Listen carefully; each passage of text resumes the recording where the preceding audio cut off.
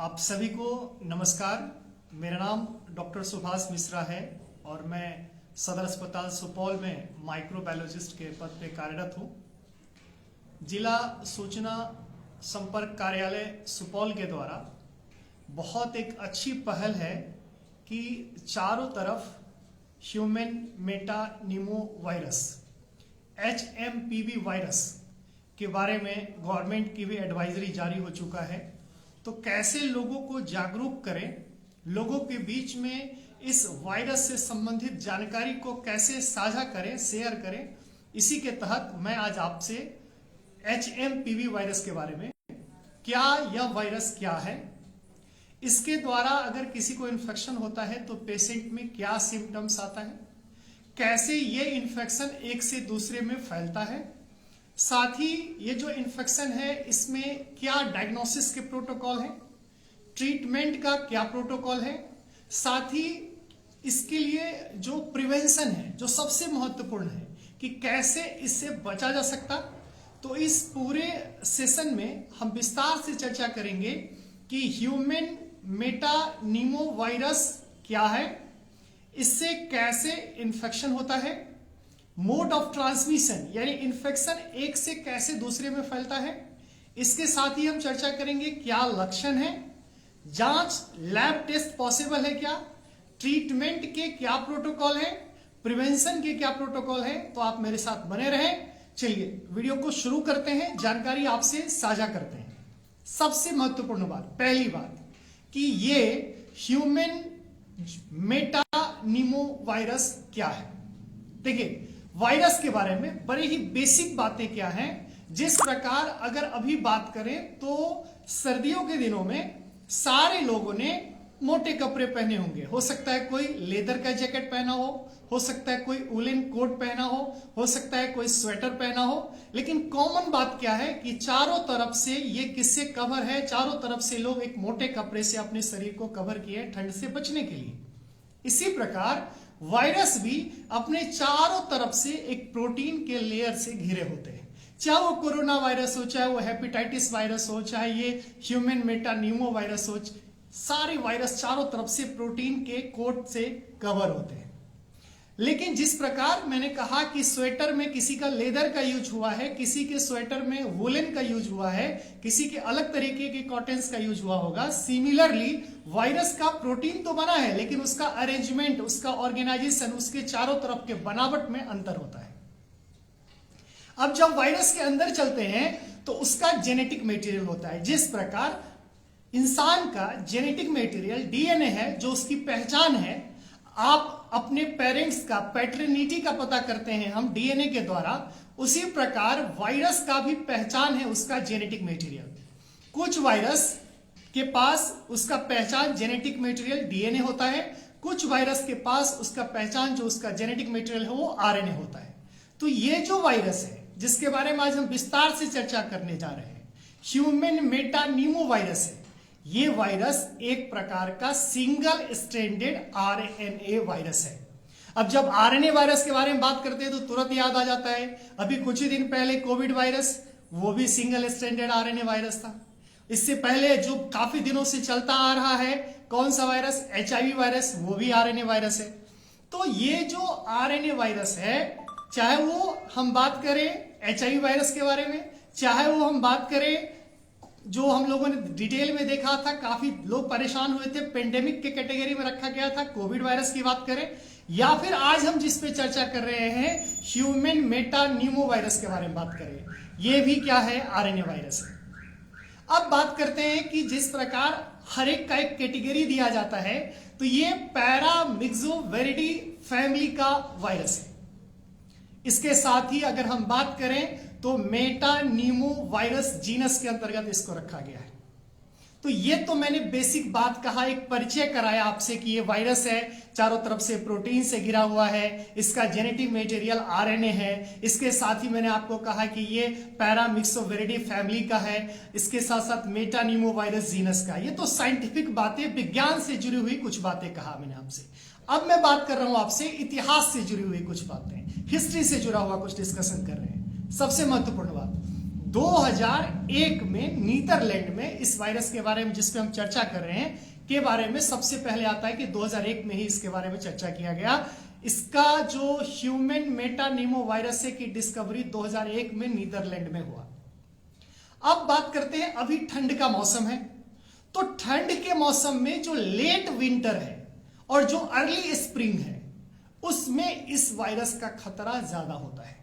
यानी जब ठंड आप देख रहे हैं, अभी जनवरी का मंथ चल रहा है, आज जनवरी का 8 तारीख है, और आप देख रहे हैं कि आपको कानों में कहीं ना कहीं आपने जरूर सुनाई दिया होगा कि सरकार लोगों को अवेयर कर रही है, सरकार एडवाइजरी जारी किया है अलग अलग सेंट्रल गवर्नमेंट से लेकर के स्टेट गवर्नमेंट तक कि लोगों को जागरूक किया जा सके, ह्यूमन मेटानिमो वायरस के तहत के बारे में बताया जा सके। इसी के तहत हम भी आज आपसे चर्चा कर रहे हैं। इसी के तहत जिला जो सूचना जनसंपर्क कार्यालय सुपौल है वो भी आपको इसी के बारे में जानकारी दिया जा रहा है कि कैसे आप ह्यूमन मेटानिमो वायरस से बचें। तो मैंने कहा कि ठंड में जो लेट का समय है, लेट जो विंटर है, अर्ली स्प्रिंग है, उसमें इसका जो ट्रांसमिशन होता है वो ज्यादा होता है। अब इंपॉर्टेंट बात कर रहे हैं कि आखिर ये वायरस किस चीज को प्रभावित करता है। तो जिस प्रकार कोविड के वायरस में हम लोगों ने देखा था कि क्या था, वो भी रेस्पिरेटरी सिस्टम को टारगेट कर रहा था। सिमिलरली ये जो वायरस है, ये जो ह्यूमन मेटानिमो वायरस है, ये भी इफेक्ट करता है किसको, ये भी रेस्पिरेटरी सिस्टम को इफेक्ट करता है, ये भी श्वसन तंत्र को प्रभावित करता है। कौन लोग रिस्क पे हैं, किसको ज्यादा ध्यान देने की जरूरत है? तो सबसे जो इंपॉर्टेंट बात है, जो बच्चे हैं और जो ओल्ड एज के हैं, ओल्ड एज के इन द सेंस जो 60+ हैं, इसके साथ ही जिनको कोई क्रोनिक डिजीज है, जैसे किसी को डायबिटीज है, या फिर किसी का ऑर्गन ट्रांसप्लांट हुआ है, या फिर कोई कैंसर के पेशेंट है, या फिर कोई HIV के पेशेंट है, तो ऐसे लोगों में और ज्यादा खतरा होता है, ऐसे लोगों में और दिक्कतें आती है। तो जो सबसे महत्वपूर्ण बात मैंने कहा कि जो बच्चे हैं, साथ साथ जो 60 साल से उम्र के ज्यादा के लोग हैं, इसके अलावा मैंने कहा जिनको क्रोनिक डिजीज है, जिनको कैंसर है, कोई पुरानी बीमारी से पीड़ित है, या फिर किसी को डायबिटीज है, या फिर कोई HIV के पेशेंट है, या किसी का ऑर्गन ट्रांसप्लांट हुआ है, तो ऐसे पेशेंट को, ऐसे लोगों को खासकर ज्यादा अवेयर रहने, ज्यादा जागरूक रखने की बहुत जरूरत है। लेकिन इसका मतलब यह नहीं है कि यंग एज को यह प्रभावित नहीं कर सकता, यह यंग एज को भी प्रभावित कर सकता है। लेकिन चूंकि यंग का रोग प्रतिरोधी क्षमता, इम्यूनिटी मजबूत होता है, तो इसीलिए ये जो ज्यादा टारगेट करता है वो बच्चों को करता है और ओल्ड एज को करता है। तो पहला जो हमने क्वेश्चन आपसे चर्चा किया कि ये वायरस क्या है, तो मैंने बताया आपको कि ये वायरस ह्यूमन मेटानिमो वायरस एक प्रकार का RNA वायरस है। इसके साथ साथ मैंने कहा कि पैरामिक्सोविरिडी फैमिली का है। फिर मैंने आपसे बताया कि ये जो वायरस है, जिस प्रकार कोविड-19 वायरस के बारे में हमने चर्चा किया था कि ये लंग्स को इफेक्ट करता है, सिमिलरली ये वायरस भी जो है आदमी के जो श्वसन तंत्र है उसको प्रभावित करता है। इसके साथ साथ मैंने बताया कि किसको ज्यादा ध्यान देने की जरूरत है, तो जो बच्चे हैं और जो 60 साल के उम्र से ज्यादा के जो लोग हैं उनको ज्यादा सजग रहना है, उनको ज्यादा अलर्ट रहने की जरूरत है। क्योंकि रोग प्रतिरोधी क्षमता अगर कमजोर होती है तो आपको इन्फेक्शन होने का चांस ज्यादा होता है। मैंने आपसे जिक्र कहा कि जो ऑर्गन ट्रांसप्लांट के, जो कैंसर के, जो HIV के, जो डायबिटीज के, ये सारे जो भी लोग हैं उनको और ज्यादा अलर्ट रहने की जरूरत है। अब बात करते हैं कि ये वायरस कैसे फैलता है, एक से दूसरे में ये वायरस कैसे फैलता है। तो सबसे महत्वपूर्ण बात, फिर से मैं चलता हूं, जैसे ट्यूबरक्लोसिस की बीमारी है, जैसे कॉमन कोल्ड की बीमारी है, जैसे जब भी कभी इन्फेक्टेड पर्सन, जो संक्रमित व्यक्ति है, वो जब खांसता है, जो वो छींकता है, तो वैसे कंडीशन में क्या हो जाता है, एटमॉस्फेयर में, एयर में वो ड्रॉपलेट्स आ जाता है, वो जो वायरस है वो वायरस एयर में आता है, और फिर अगर कोई हेल्दी पर्सन ब्रीथ करता है, श्वसन लेता है, तो श्वसन के द्वारा उसके लंग्स तक पहुंचता है। तो एक तो माध्यम ये हुआ कि ड्रॉपलेट्स के द्वारा, यानी जो पर्सन इन्फेक्टेड है वो जब खांसता है, वो जब छींकता है, तो वातावरण में ड्रॉपलेट्स आता है और उससे एक से दूसरे को इन्फेक्शन होता है। इसी के साथ साथ जो सबसे महत्वपूर्ण बात है जिस पे ध्यान देने की बहुत जरूरत है, हम मोबाइल का इस्तेमाल करते हैं और अगर हम इन्फेक्टेड हैं, अगर हम संक्रमित हैं और हम अपनी मोबाइल को टच कर रहे हैं और उसी मोबाइल का कोई दूसरा इस्तेमाल कर रहा है तो एक से दूसरे में इन्फेक्शन का चांसेस है। हम संक्रमित हैं और हम अपने घर का हैंडल खोल रहे हैं, अपने गोदरेज का हैंडल खोल रहे हैं, अपने बाइक का हैंडल का इस्तेमाल कर रहे हैं, ऑफिस में हम पेन का इस्तेमाल कर रहे हैं, कोई गजेट्स का इस्तेमाल कर रहे हैं, और अगर हम संक्रमित हैं और सेम चीजों का इस्तेमाल कोई दूसरा कर रहा है तो उसको इन्फेक्शन हो सकता है। इसके साथ साथ अगर बच्चे हैं और वो इन्फेक्टेड हैं और अगर वो बुक पेंसिल कलम का इस्तेमाल कर रहे हैं और कोई दूसरा पर्सन भी उसका इस्तेमाल करता है तो उसमें भी इन्फेक्शन होने का चांसेस है।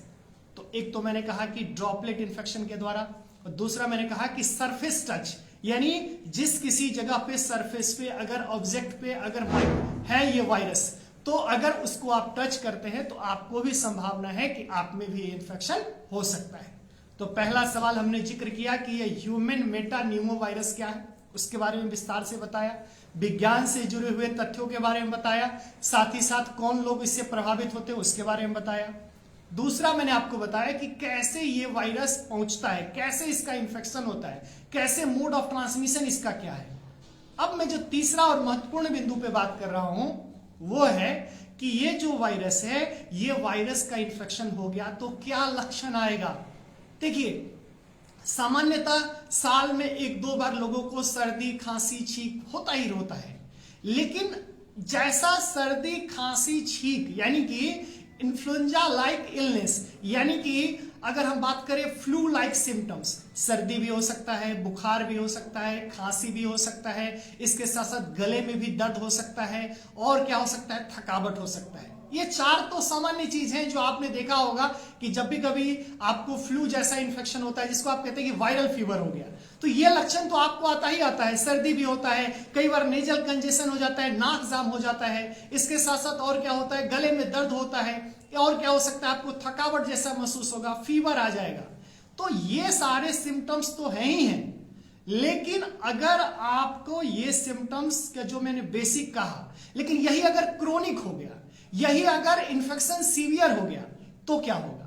सीवियर इन्फेक्शन में ध्यान देने की जरूरत है। आपको क्या हो सकता है, ब्रोंकाइटिस हो सकता है, आपके रेस्पिरेटरी सिस्टम में इन्फेक्शन ज्यादा बढ़ सकता है, वीजिंग हो सकता है, सीटी जैसा आवाज आएगा, और क्या हो सकता है, जो लिप्स हैं वो नीला पड़ सकता है। ये सारे सीवियर सिम्टम्स है। निमोनिया जैसे लक्षण आना शुरू हो सकता है। रिपीट कर रहा हूं मैं, सर्दी खांसी बुखार ये तो सामान्य सिम्टम्स हैं जो वायरल फीवर्स में आते ही आते हैं। आपको थका हुआ भी महसूस होगा, गले में भी दर्द होगा, लेकिन जब हम इसके सीवियर सिम्टम्स के बारे में बात करते हैं, ह्यूमन मेटा न्यूमो वायरस के बारे में बात करते हैं, तो ऐसे स्थिति में जो सबसे महत्वपूर्ण है, ब्रोंकाइटिस हो जाता है पेशेंट को, कई बार ब्रीदिंग प्रॉब्लम आ जाती है, सांस लेने में दिक्कत होता है, डिफिकल्टीज होती है ब्रीदिंग में। इसके साथ साथ और क्या होता है, जैसा मैंने कहा कि हाइपोक्सिया हो सकता है, ऑक्सीजन के लेवल में भी प्रॉब्लम आ सकती है, और क्या हो सकता है कि निमोनिया जैसा लक्षण दिखने को मिल सकता है, जो लिप्स है वो ब्लूइश हो सकते हैं, वीजिंग हो सकता है। तो ये सारे सीवियर सिम्टम्स है। वायरस के बारे में आपने जान लिया, वायरस का ट्रांसमिशन कैसे होता है ये भी आपने जान लिया, वायरस के इन्फेक्शन के बाद शरीर में क्या क्या लक्षण पेशेंट को देखने को मिलता है ये भी आप जान लिया। अगर आपको लक्षण पता है तो तब आपके को अवेयर, अगर आप पहले से अवेयर हैं, आपको पता है कि क्या सिम्टम्स बेसिक सिम्टम्स है और क्या सीवियर सिम्टम्स है, तो आप अगर जागरूक रहेंगे तो लोगों को बता सकते हैं, आप लोगों में सोसाइटी में अवेयरनेस ला सकते हैं। जिस प्रकार गवर्नमेंट का, जिस प्रकार डिस्ट्रिक्ट का पहल है कि लोगों को अवेयर करें, उसी प्रकार आप भी अपने लोगों को बताएं कि क्या सामान्य सिम्टम्स है और क्या आपको इंडिकेट करता है कि क्या निमोनिया जैसा लक्षण आ गया, क्या ब्रोंकस में प्रॉब्लम आ रहा है, ब्रोंकाइटिस हो रहा है, क्या सांस लेने में दिक्कत आ रहा है पेशेंट को, क्या उसको जैसे मैंने कहा कि जो लिप्स है उसका कलर नीला हो जा रहा है, वीजिंग हो रहा है। ये सारे जो अगर लक्षण आ रहे हैं तो आपको थोड़ा सा अलर्ट होने की जरूरत है, डॉक्टर से संपर्क करने की जरूरत है, इसीलिए हम आपको आज अवेयर कर रहे हैं। अब महत्वपूर्ण बात करते हैं लैब डायग्नोसिस। हम जब भी बीमार पड़ते हैं डॉक्टर्स के पास जाते हैं, डॉक्टर उससे रिलेटेड टेस्ट लिखते हैं और हम लेबोरेटरी में जाते हैं और वहां पे टेस्ट करवाते हैं। आज की जो मैं बात करूं तो अभी के डेट में आज जैसा कोरोना के वो पहचानने के लिए, कोविड-19 को डिटेक्ट करने के लिए बहुत पॉपुलर टेस्ट हुआ जिसको कहा RT-PCR, reverse transcriptase polymerase chain reaction, RT-PCR। यही RT-PCR से हम डिटेक्ट करते हैं, इसी RT-PCR टेक्नोलॉजी से हम डिटेक्ट करते हैं किसको? ह्यूमन मेटानिमो वायरस को। तो अगर आप बीमार हैं, अगर आपको जैसा मैंने कहा इस तरीके का कुछ सिम्टम्स आपको देखने को मिल रहा है, आपको लग रहा है सांस लेने में दिक्कत हो रही है, आपको लग रहा है कि ब्रोंकाइटिस निमोनिया जैसा लक्षण अगर है, तो आप डॉक्टर से संपर्क करें। और डॉक्टर्स टेस्ट प्रिस्क्राइब अगर करते हैं तो मॉलिक्यूलर डायग्नोसिस वैसे जांच जहां पे हम डीएनए के द्वारा, वैसा जांच जहां पे हम आरएनए के द्वारा डिजीज को डायग्नोसिस करते हैं, उसे हम कहते हैं मॉलिक्यूलर डायग्नोसिस। तो ये जो RT-PCR है, जिसके बारे में मैंने कहा कि reverse transcriptase polymerase chain reaction, इस PCR RT-PCR प्रोसेस के द्वारा, टेक्निक के द्वारा हम डिजीज को डायग्नोस कर सकते हैं। इसी के करीब में बिहार सरकार ने भी एडवाइजरी जारी किया है कि जो भी लोग इससे अफेक्टेड हैं और अगर वो अपना हेल्थ फैसिलिटी में जाते हैं, विजिट करते हैं सदर अस्पताल में, और अगर उसको सस्पेक्टेड लगता है तो national institute of virology Pune sample सदर अस्पताल, जो भी हॉस्पिटल, जो भी फैसिलिटी है, वो सैंपल सेंड करेगी और वहां से डिटेक्ट होगा नेशनल इंस्टीट्यूट ऑफ वायरोलॉजी के द्वारा कि पर्सन के अंदर ह्यूमन मेटानिमो वायरस का इंफेक्शन है या नहीं है। तो डायग्नोसिस के प्रोटोकॉल हमने आपको बताया, लेकिन आप इसका वेट ना करें कि हमें क्रिटिकल हो जाएगा, हमें सीवियर हो जाएगा तब हम जाएंगे जांच कराने। आपको लगता है कि इस तरीके का अगर कोई सिम्टम्स है थोड़ा बहुत भी, तो आप इमीडिएट देखिए 3 से 6 दिनों का इंक्यूबेशन पीरियड होता है। इंक्यूबेशन पीरियड क्या होता है इसको समझिए। वायरस हमारे बॉडी में आ जाया, अगर किसी पर्सन इन्फेक्टेड है और उसने खांसा और छींका, हमने ब्रीथ किया, सांस लिया, तो हमारे अंदर ये वायरस आया और ये 3 से 6 दिनों का टाइम लगेगा किसमें? हमारे बॉडी में सिम्टम्स आने में, लक्षण आने में। तो अगर आपको लक्षण दिख रहा है कि लक्षण लगातार बढ़ रहा है, परेशानी लगातार बढ़ रही है, इमीडिएट डॉक्टर से संपर्क करिए। उसके साथ आपको मैंने जो कहा, डॉक्टर जो है लेबोरेटरी टेस्ट अगर एडवाइस करते हैं तो जो हॉस्पिटल फैसिलिटी है उसको बिहार सरकार का कंसर्न है, एडवाइजरी जारी है कि आप national institute of virology sample को भेजिए, जहां पे टेस्टिंग होगी और क्या होगा, डायग्नोसिस होगा, पता चलेगा RT-PCR टेक्निक से कि इसको ह्यूमन मेटानिमो वायरस का इंफेक्शन है या नहीं है। अब बात करते हैं कि ट्रीटमेंट का क्या प्रोटोकॉल है, कैसे हम इस तरीके के इंफेक्शन को ठीक करें। सबसे महत्वपूर्ण बात, आपने देखा कि कोविड-19 के जब ट्रीटमेंट के बारे में हम लोग बात कर रहे थे तो क्या कर रहे थे? सर्दी हो रहा था, बुखार हो रहा था, गले में दर्द हो रहा था, तो आप डॉक्टर जो है वो सिम्टोमेटिक ट्रीटमेंट दे रहे थे। जो सिम्टम्स हैं उस सिम्टम्स को ठीक करने के लिए, उस सिम्टम्स को कंट्रोल करने के लिए दवा दे रहे थे। तो इसमें भी क्या होगा, जो सिम्टम्स है उस सिम्टम्स को कंट्रोल करने के लिए डॉक्टर्स दवा देंगे। अगर बुखार है तो बुखार से संबंधित दवा एडवाइस किया जाएगा, अगर लगता है कि गले में दर्द है तो गले में दर्द से संबंधित दवा दिया जाएगा। आपके लिए बहुत जरूरी बात, अननेसेसरी आप एंटीबायोटिक के सेवन से बचें।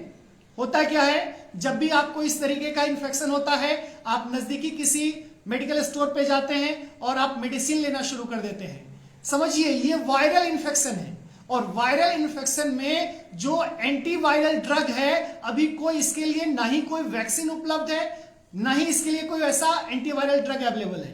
तो आप बात बात पे कोई भी एंटीबायोटिक ना ले लें, दोनों अलग अलग सेगमेंट है। वैसे मेडिसिन जो बैक्टीरिया को किल करता है, जो बैक्टीरिया के ग्रोथ को रोकता है, उसको हम एंटीबायोटिक बोलते हैं।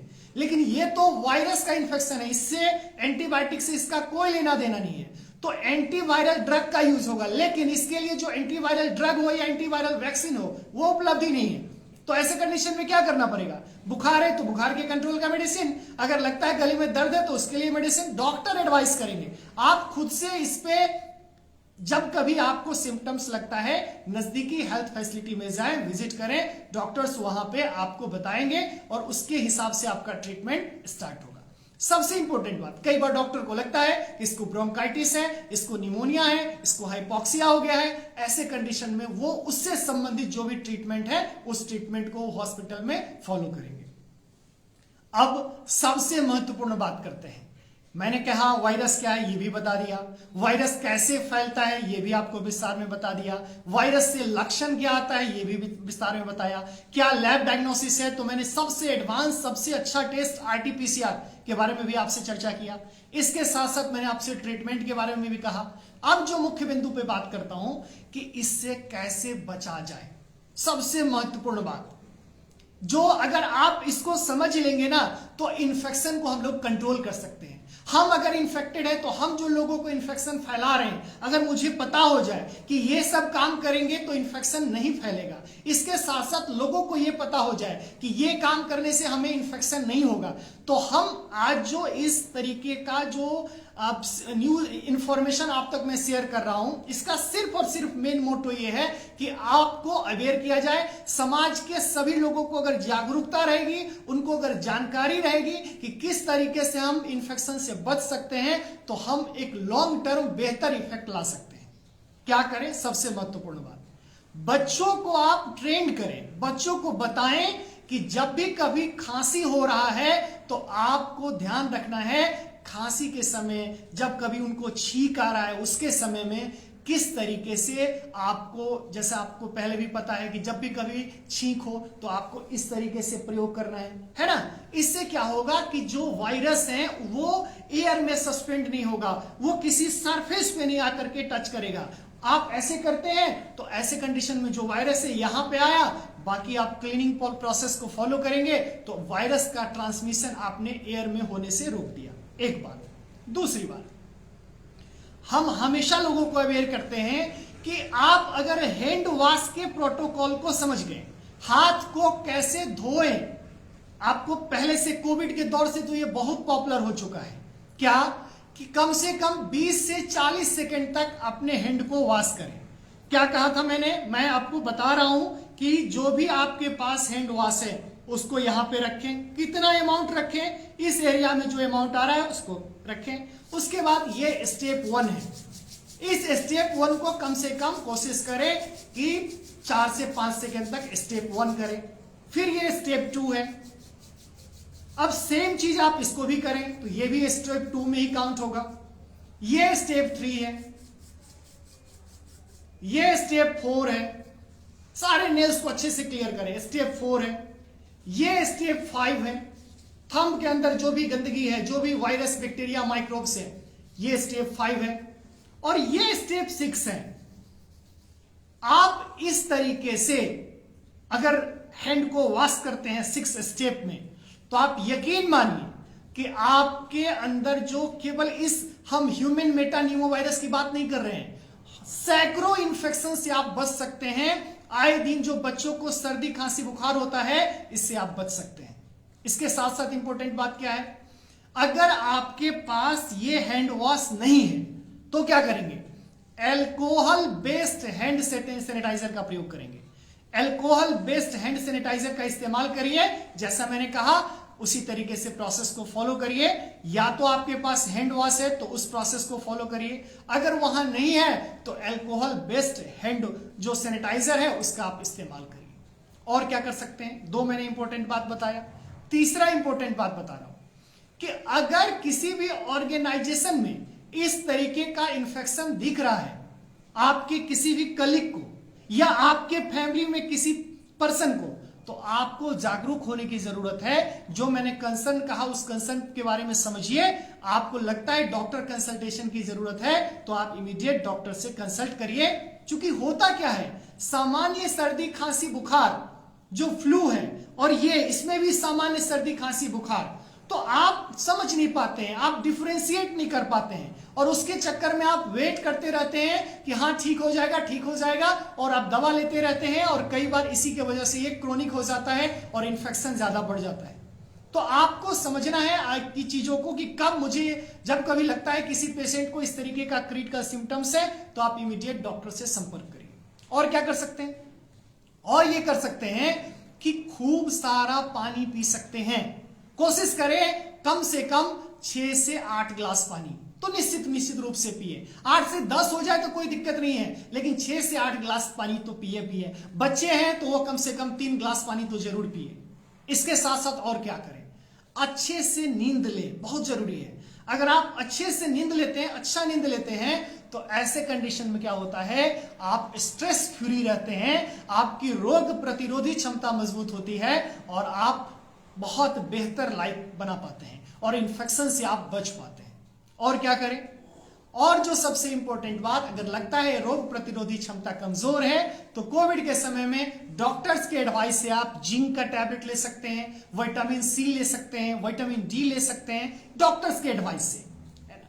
इसके साथ साथ और क्या करें, और क्या अवेयर रखने की जरूरत है, अवेयर रखने की यह जरूरत है कि अगर आपको किसी भी ऐसे लोग जो आपके फैमिली में, आपके फ्रेंड्स में या आपके जानने वाले में इस तरीके का सिम्टम्स दिखता है, इमीडिएट डॉक्टर से कंसल्ट कीजिए। आप जिस तरीके से मैं आपको जागरूक कर रहा हूं, उसी तरीके से हमारे हॉस्पिटल्स के जो स्टाफ हैं वो भी इस चीजों को समझ रहे हैं। तो आप जब अस्पताल जाएंगे वहां पे आपको प्रॉपर प्रोटोकॉल जो भी गवर्नमेंट का है उस प्रोसेस को पूरा करते हुए आपको इस जो ट्रीटमेंट के प्रोसेस है उसको पूरा किया जाएगा। और एक और महत्वपूर्ण बिंदु पे बात करते हैं कि कौन लोग इसके लिए ज्यादा, कौन लोग हैं, किस पे ज्यादा खतरा है। तो जो सबसे महत्वपूर्ण बात, खतरा है, ऐसा कहा जाता है कि बच्चों और ओल्ड एज, लेकिन मैं कहूं कि सिर्फ बच्चे और ओल्ड एज ही नहीं, अगर आपकी रोग प्रतिरोधी क्षमता कमजोर है तो आप भी प्रभावित हो सकते हैं। इसीलिए बच्चों को और ओल्ड एज, जिनका उम्र 60 साल से ज्यादा है, जिनको कैंसर, जिनको डायबिटीज, जिनको इसके साथ साथ ऑर्गन ट्रांसप्लांट या HIV का पेशेंट है, उनको ज्यादा ध्यान रखने की जरूरत है। मैं उम्मीद करता हूं अपनी जानकारी से आपको स्पष्ट किया कि ये ह्यूमन मेटा जो न्यूमो वायरस है ये क्या है, कि इसका सिम्टम्स क्या है, इसके मोड ऑफ ट्रांसमिशन क्या है, लैबोरेटरी डायग्नोसिस क्या है, ट्रीटमेंट के क्या प्रोटोकॉल्स हैं और प्रिवेंशन के क्या है। तो सारी चीजों को बताया, अपने फ्रेंड्स तक शेयर करिए, लोगों को हर रूप में लोगों को जानकारी दीजिए कि कैसे ये वायरस क्या है। पैनिक होने की जरूरत नहीं है, परेशान होने की जरूरत नहीं है।